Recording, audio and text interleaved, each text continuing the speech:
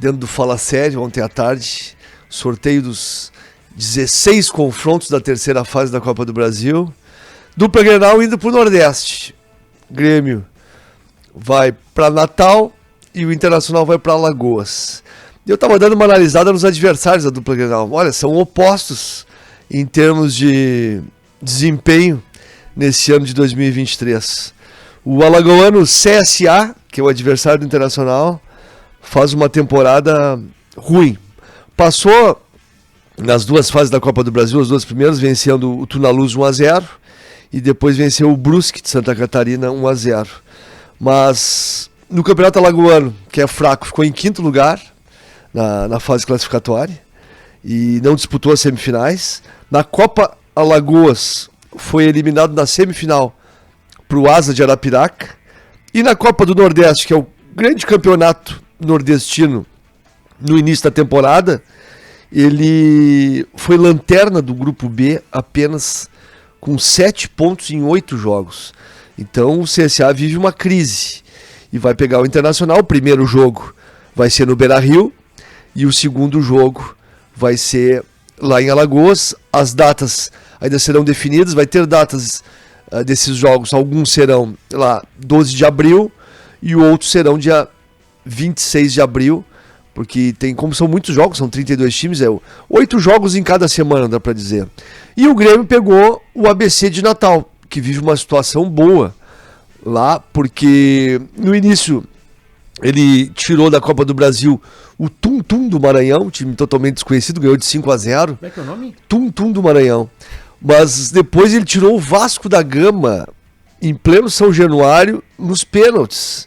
E aí avançou de fase da Copa do Brasil. O ABC é o atual vice-campeão da Série C, teve acesso à Série B nacional, joga hoje com o Sport Recife a semifinal da Copa do Nordeste e tem um retrospecto muito positivo em 2023. Em 21 partidas venceu 14, empatou 4 e perdeu só 3. Desde 5 de fevereiro de 2021, não perde dentro da sua casa, ou seja, 31 jogos de invencibilidade. Então, pelas campanhas desses times nordestinos, CSA de Alagoas que enfrenta o Inter e ABC de Natal que enfrenta o Grêmio em princípio vai ter um pouco mais de dificuldade. Só que com relação ao Inter tem uma diferença, o Grêmio vai fazer o primeiro jogo lá em Natal e depois decide contra o ABC na Arena. Os demais gaúchos, Brasil de Pelotas, o Brasil pegou uma pedreira. O Brasil não foi bem no sorteio de gaúchos, mas você esperava que pegasse também, né? Porque poderia também ser um Flamengo ou um Palmeiras. O Brasil pegou o Atlético Mineiro e o primeiro jogo vai ser no Mineirão. E aí o que tem que acontecer com o Brasil? O Brasil tem que perder por um gol de diferença ou, na melhor das hipóteses, num crime bárbaro, empatar com o Atlético Mineiro para vir vivo pro Bento Freitas e aí chama a torcida, lota o estádio. Porque se o Brasil é alijado de uma classificação lá em BH tomando uma goleada, a torcida já murcha e não vai no Bento Freitas. Já o Ipiranga, por outro lado, o Ipiranga vai pegar o Botafogo do Rio de Janeiro. Mas aí o primeiro jogo é Erechim. E aí, claro, a torcida vai apoiar o Ipiranga, como aconteceu contra o Bragantino, que o Ipiranga tirou o Bragantino, e aí lota o Colosso da Lagoa, vê o que acontece e depois decide lá no Newton Santos, no Rio de Janeiro, contra o Botafogo.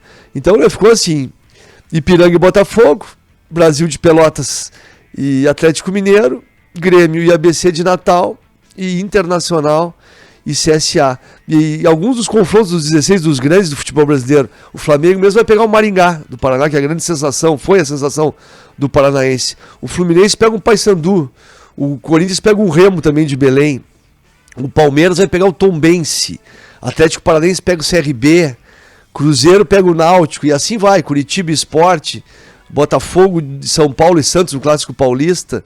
Então, são grandes confrontos, lembrando que são jogos de ida e volta, como eu falei já dos mandos de campo, dos times gaúchos, e aí não tem o saldo qualificado, resultados iguais, diferença de placares 1-0, 2-1, decisão direta por pênaltis, e assim vai ser a Copa do Brasil, que sempre é muito emocionante, tem esses prêmios milionários, quem passa dessa fase bota 3 milhões e 300 mil no bolso, lembrando que o campeão coloca 70 milhões no bolso, e claro, o campeão leva vaga direta para Libertadores da América. Fábio, falando de Grêmio, o Grêmio se prepara para enfrentar o Caxias, quase esgotando os ingressos lá em Caxias do Sul para a torcida do Grêmio, lá no Estádio Centenário, 6 mil ingressos. E o Soares tem metas, né, no Grêmio, no contrato dele, por gols. E agora, como é fase já quente do Gauchão, o Soares está a 2 gols de poder ser o artilheiro do Campeonato Gaúcho. E aí tem que marcar, digamos, né, um gol lá em Caxias, um gol na Arena. O Soares pode ser o artilheiro do Campeonato Gaúcho e ter esse prêmio também, né? Claro, o principal pro Grêmio é levantar a taça, é ser ex-campeão gaúcho, que esse é o grande objetivo, obviamente. Mas o Soares, como uma marca de um grande artilheiro que começou fazendo muitos gols e agora está perdendo muitos gols, apesar de ter feito de pênalti na decisão por pênaltis, perdeu 4 gols contra o Ipiranga no último sábado, mas, né, a qualidade dele é indiscutível e ele fez um golaço no primeiro turno, na fase classificatória lá em Caxias, onde o Grêmio tinha um jogo difícil contra o Caxias, estava 1-1 e no finalzinho ele conseguiu um chute fora da área na gaveta e fez o gol. Então, claro, motivação não vai faltar para o Soares para essa decisão. E o Grêmio continua os treinamentos. Os treinamentos sabe que não vai ter o Ferreira, não vai ter o Fábio, lateral direito, não vai ter o PP, meio de campo. O Kahneman não treinou essa semana e ainda é dúvida. E a gente está fazendo toda semana aqui um esboço do time do Grêmio. Se o Renato mantiver a situação de um meio campo recheado, como ele vinha jogando, só não pôde fazer no último jogo que colocou o Ferreira e o Soares, porque não tinha 4 jogadores para colocar no meio de campo. A tendência do Grêmio, principalmente do meio para frente, é aproveitar o Vijaçante, que já está em Porto Alegre.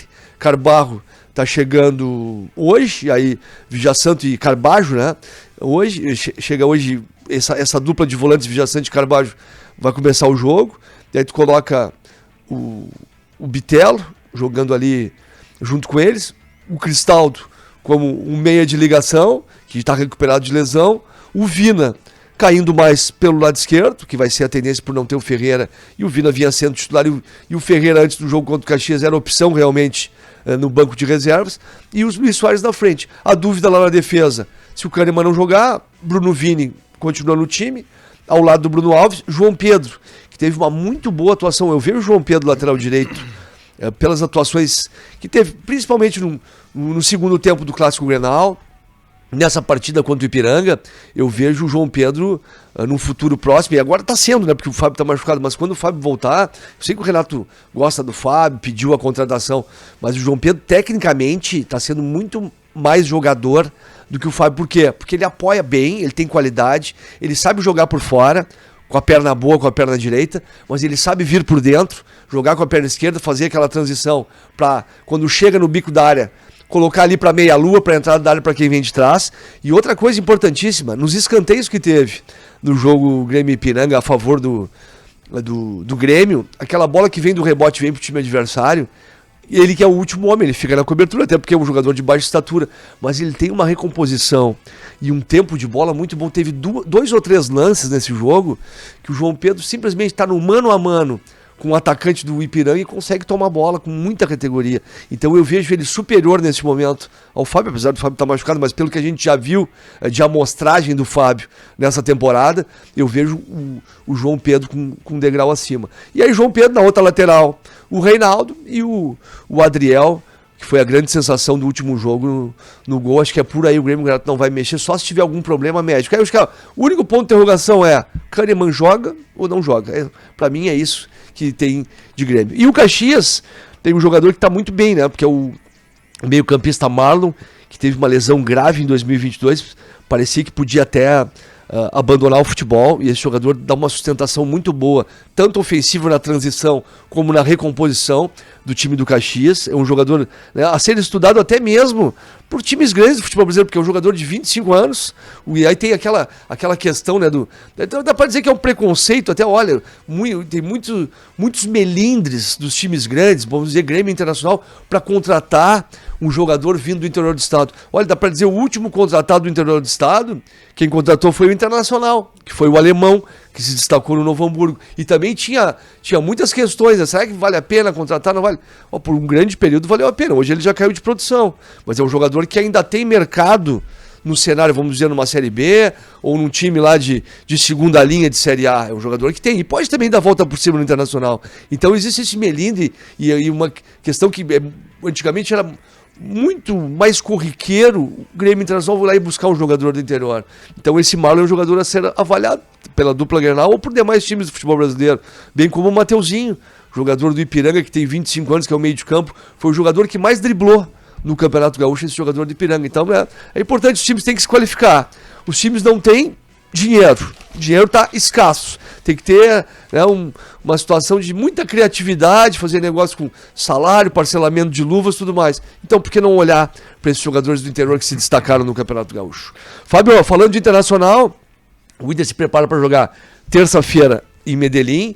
O Independente Medellín passou de fase contra o Magallanes da Venezuela na Libertadores, na pré-Libertadores, e agora tem uma motivação lá em Medellín, apesar do time ter tido uma reformulação. Espera-se 30 mil torcedores lá em Medellín pro jogo. O Internacional joga na terça-feira. E aí uma situação, o Mano tá vendo que não tá conseguindo armar o meio de campo da maneira que quer, por falta de baixa qualidade técnica de alguns jogadores, principalmente na armação de dois volantes, Baralhas, Johnny, Matheus Dias. Ninguém tá dando uma resposta positiva e ele já tentou várias opções de dupla de volantes e não consegue achar. Quem sabe o Mano não pensa em mudar um pouquinho e aproveitar Wanderson e Pedro Henrique e Luiz Adriano, os três juntos, fazendo uma recomposição mais forte com um deles, quem tenha mais perna, o Pedro Henrique ou o Wanderson, e aí, né, coloca dois volantes e o Alan Patrick, tira o Maurício e tenta assim.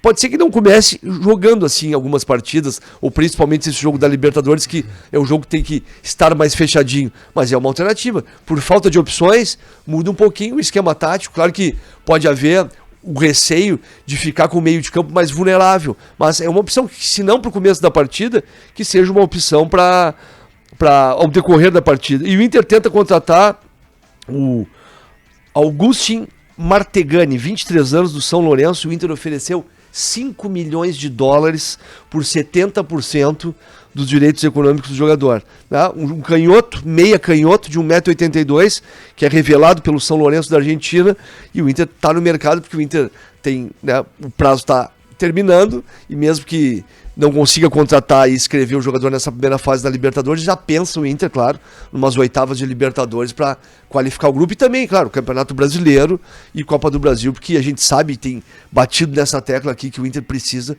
se qualificar. 5 milhões, hein? De dólares. Isso aí... 25 milhões e 700 mil reais. Isso por 70%. Você vai dar uns 35%, por aí 100%. É 100%, mas 30% fica com o São Lourenço e o Inter fica com 70%.